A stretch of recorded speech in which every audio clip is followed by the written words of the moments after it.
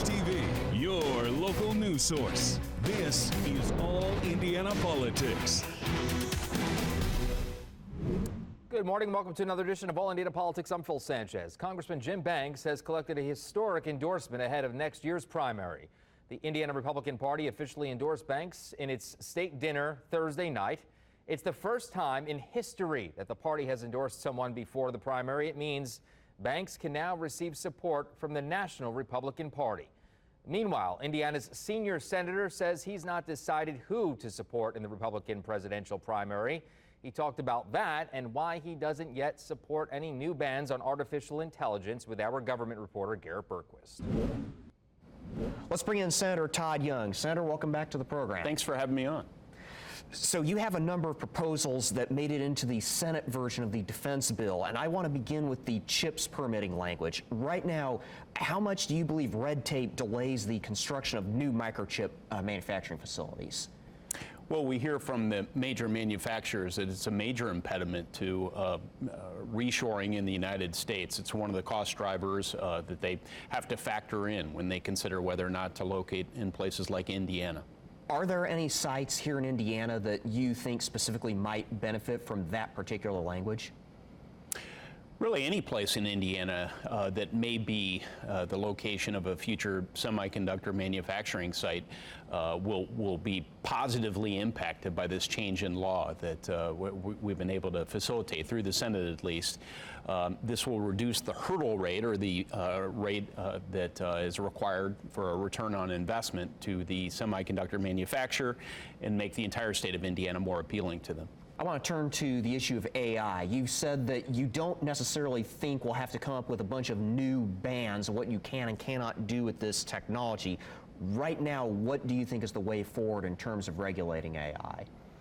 Well, that's right. We need to make sure that existing laws pertaining to bias against certain racial or ethnic groups, or the transparency that consumers should have into how different technologies work, or even the privacy regulations that should be applied to very sensitive and potentially dangerous technologies like those required to produce weapons or super germs. We need to make sure there are laws can apply to circumstances that relate to AI. That's going to take a lot of expertise within government that we don't currently have, and it's also going to take an ongoing and searching effort by members of Congress as well as those in the executive branch to make sure that we identify when those risks emerge. Once you've got a set of regulations in place, though, how do you maintain those regulations? I mean, AI advances very rapidly. Look at, I believe it's Moore's Law says computing power doubles about every 18 months. That's exactly right. And the amount of data that's being collected to feed into these models, to train them, and then to run the models continues to grow. The processing power is rapidly increasing, as you've alluded to, and we're going to see the world changing, our economy changing, and even our national security posture changing more quickly than we have in the past. So what is needed, again, is to get people within government who have expertise in artificial intelligence and can understand some of the challenges and opportunities, I should emphasize, that confront us. The opportunities are manifold, almost too difficult for any one individual to assess, but we know that coming up with cures to cancer or Alzheimer's disease will certainly be in the mix in coming years or decades as we look at the evolution of this technology. But we need people who understand new risk and new opportunities and can craft a narrowly tailored regulatory environment so that innovators can do their thing, but we can also mitigate risks that I mentioned. House Republicans included language around abortion and gender-affirming care for transgender service members. Those provisions did not make it into the Senate version. Do those issues belong in the National Defense Bill? Listen, I think it's fair game to debate those issues and other so-called social issues within the context of a national defense bill. I would especially underscore the abortion debates we've had. It's understandable that we're going to have some very difficult conversations in the wake of the Dodd's decision, which upset, decades-old law from the Supreme Court. So it's understandable and healthy that we're having these debates. I think in the end, we're going to have to come up with a compromise, Republican House, Democrat-controlled Senate piece of legislation, and it's likely that that social policy won't find its way into the final bill.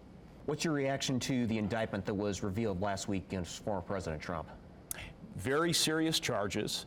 And they need to be taken seriously. They should not in any way be diminished or dismissed by Americans. That's why I'm not doing that. But I would also say that President Trump, whatever one thinks of him, is deserving of due process, and we'll have to make sure that that indeed takes place in coming months. You've already said you will not support former President Trump in 2024. Have you decided who you will support? What do you think of Mike Pence's candidacy, for example? I have not decided who I will support. I have joined a growing number of conservative Americans who think it's time to move on, time to find another leader with fewer distractions, someone who can advance conservative values, and frankly, someone who can beat Joe Biden come November of next year. I think that Vice President Pence would restore a lot of dignity, respect for the Constitution of the United States, and a lot of trust in the Oval Office. I think that's very important, and I'm still open to supporting his candidacy and others. I do, however, want to emphasize once again, I think it's important that we find someone else to carry the Republican banner as we head into November of next year. Well, coming up, we continue our series on candidates for mayor with someone running in the shadow of the Indianapolis mayor's office and race. Welcome back. Beech Grove is home to Amtrak's largest maintenance facility. It's one of a few Marion County towns that are not subject to the consolidated city-county government, and Mayor Dennis Buckley is not seeking another term. This week, we hear from the Republican candidate for that office, Rick Skirvin. Let's welcome in Rick Skirvin. Rick, thank you for joining us today. Thanks for having me. Why are you running for mayor of Beech Grove? This is the 90th year that my family has been actively in Beech Grove. There's been a Skirvin living in Beech Grove for 90 consecutive years. My entire adult life I have dedicated to the youth of Beech Grove, 17 years on the school board. I love my city. You've made public safety a major part of your platform, and you've specifically called for a youth diversion program. What would that entail? If a youth gets in trouble, that the criminal justice system can do worse than it can do for good. That would keep the youth out of the criminal justice system, identify whether it's something at home or if it's just a guidance issue. But to try to get them on a better path, I think it's good for the city of Beech Grove, city of Indianapolis, and just the state in general. Beech Grove police say shootings at bars are a growing problem. We just had a double shooting at a bar in Beech Grove at the beginning of the month. How do you plan to tackle that problem specifically? I think everyone should get involved. I think we should look at maybe times in which alcohol is served. Not so much closing the location, but cutting back on the time on when the alcohol is served. I think we also need to look at Marion County as a whole. I think that gun violence should be prosecuted to the fullest extent of the law. The gun laws that we have on record right now are gun laws that I think that we should tap into and not create more, but definitely prosecute to the fullest extent. And on that note, you've called on the mayors of the other suburbs surrounding Indianapolis to put pressure on the courts to crack down on those convicted of gun violence crimes. How would you go about doing that? Get with them, have a consortium, and discuss, what our options are as, Unigov cities, Lawrence, Speedway, Beech Grove, and what kind of pressure can we put on the prosecutor's office? Do our best to get elected officials that will follow through and prosecute these gun laws. The recidivity rate of these people that are breaking these laws, getting in trouble, the police are doing their jobs.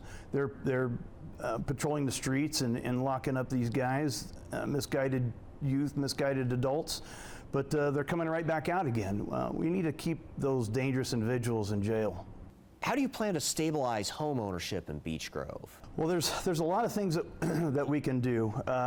Speaking with some of the realtors that sell homes in Beech Grove, our sale rate is starting to decline a bit. I believe it's down 3% already.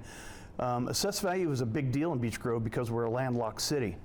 So we don't have a whole lot of business. We really rely on that rental tax cap, that 2% tax cap. We really rely on that homeowner 1% tax cap.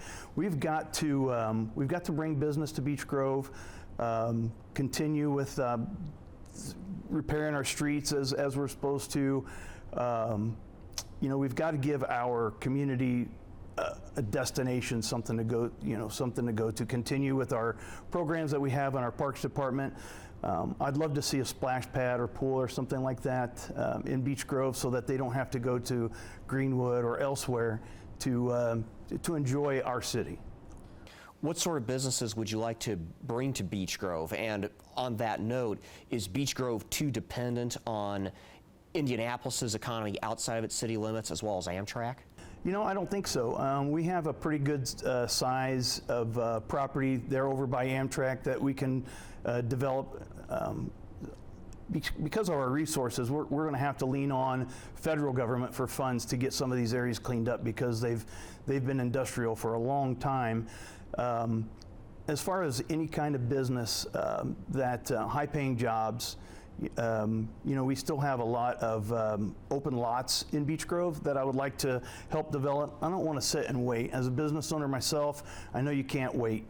You have to go after those businesses. So work with our redevelopment commission. Speedway has done a great job with their redevelopment commission and what they've done for Main Street, and that's the same thing that I would like to do for our Main Street. What makes you the best candidate for this job? I'm certainly not going to do it for the money. Again, I love my city. I've been around a long time. My grandparents moved here in 1930. I care about my community. I have a vested interest. Obviously I live there. Can't run there if you don't live there. My kids live in Beech Grove. My grandson lives in Beech Grove. I have nieces and great nieces and nephews and nephews that live in Beech Grove. Lots of friends that I've created. I just have the utmost love for the city of Beech Grove. All right, coming up, controversy at a local library as a popular author shreds the reshelving of one of his most popular books. Indiana's best political team will weigh in. That and more on All Indiana Politics. And welcome back to All Indiana Politics as we welcome in two members of Indiana's best political team, Democrat Destiny Wells and Republican Allie Bartlett. Good to see you both. I want to begin with the Hamilton East Public Library controversy. The staff had to reshelve Indiana author John Green's novel, The Fault of Our Stars. It was moved from the young adult section to the adult section, as you very well know. Allie, we'll start with you this week. Was this justified? And what do you say to people who say this is the result of conservative rhetoric? Yeah, so I think it was justified. That's why a library board exists under these rules, is so that the board can take a look at topics like this and decide whether or not these books are appropriate to be in the young adult section or elsewhere. They're not removing them from the library. They're not telling people that they cannot read these books. They're just deciding where the appropriate spot for them is. And really, this all comes down to a matter of local control. This isn't about conservative versus progressive or whatever. This is about how locals feel. Those are the people that are serving on these boards. And so it's a reflection of what the locals feel is appropriate for their library. Destiny, I'll get to you in a moment, but Allie, I want to just, double down on this for 1 second, because John Green, he was pretty outspoken about it. He did not agree with it. When it comes to the politics of it all, is this a good look? So again, to me, this shouldn't really be about the politics of it all. This is about giving power to the locals to decide for their communities. You know, these people that are elected to these boards, they are reflective of the communities that they're serving. And so to me, it's not political. It's more just about deciding where the appropriate spot is for certain books based on the desires of these community members who've been, and not desires, but the input of the community members that have been elected to these boards. And so to me, it's not a political thing that we're looking at. It's just a decision. Again, no one's saying that we can't read these books. It's just a matter of where they're located in the library. And it's all about local control. It's a decision made by these local boards. And to me, that's the important part. Destiny, to Allie's point, shouldn't libraries and the community continually debate, what should be stocked on the shelves? Yes, and when they continually debate, the public should be listened to. We can say this isn't political, but let's look at who's on this board. Micah Beckwith, the Republican candidate for lieutenant governor, who's trying to undermine his own party's convention process for lieutenant governor, is pushing his personal ideology of the far right. He's on the record talking about being a proponent of white nationalism. Hey, I'm on board with John Green. He's one of our beloved authors. We are lucky that he has stayed in Indiana. This is one of the best, if not best-selling books that is set in Indiana. And John Green is right. And I want to say yes to everybody who's saying Kurt Vonnegut would be rolling over in his grave. Allie, do you want to respond? Yeah, I would just respond and say that regardless of who's serving on the board, these people are elected to this board. Like it's all a reflection of the community and the people that they're serving. So we can go around and tell the people that they're wrong all we want, but it's their choice. Like that is the whole point of this system, is for the people to choose the people that are on this board. It's a reflection of the people, and that's the whole point of the system, so that it's not some decision that's coming from the top. It's a reflection of the people and where they live. There was no community vote for Micah Beckwith. Okay, go ahead. You want to? Go ahead. No, I'm just saying the point of having a local board is to encourage local control and local input, rather than having this decision made by people that don't even live here. Okay, well, we'll move on. We got a lot to get to. Let's turn to the unprecedented endorsement of Jim Banks by the state Republican Party. Destiny, could this cause Democrats to maybe do something similar? This gives Banks a big head start in terms of accessing national party resources, right? It does give him a head start. It's breaking with our norms yet again, breaking with Democratic norms. Look, I feel very passionate about the nomination of Jim Banks. He leads the woke caucus in the House. He messages straight on attacking the Department of Defense. He affects our national readiness. It is felt in the ranks. It is felt by senior leadership. And I'm so disturbed that the Republican Party is able to go so far right so early without any input from the people in their own primary process. Allie, I'll let you respond. And I also want to ask you, is this fair to the other candidates that maybe want to run for this? So I will say this is not breaking with anything. This is fully within the power of, it's within the rules of the party process to make this nomination, which is how it was achieved. The party process takes into consideration all the people that are, running or considering running in the primary process. It doesn't impact the primary process. All it is a reflection of the collective views of our state party. And that was a decision that was made by our state party. It doesn't impact, again, the primary process will go on just like normal. The voters will still have a chance to speak. This was all well within the rules of the party structure, and that's just what we elected to do at this point. He's a presumptive nominee out of the primary, and it's very blatant. And Jim Banks is a great candidate, and I would say he is not involved in any woke caucus. It would be an anti-woke caucus. He's also a veteran, served in Afghanistan, so I would say a lot of those claims are pretty baseless. Destiny, you look like you're about to hop out of your seat. Go ahead. I'll correct my language, the anti-woke caucus. Obviously, I speak in my personal opinion, but as both a veteran and someone who currently serves in a reserve capacity, I do see the detrimental effects to this anti-woke messaging on our readiness. Our readiness has never been hurting more. We do not have a sitting commandant in the Marines. We are not doing nominations at the GOP level because of similar messaging in this being stopped by a member in the Senate.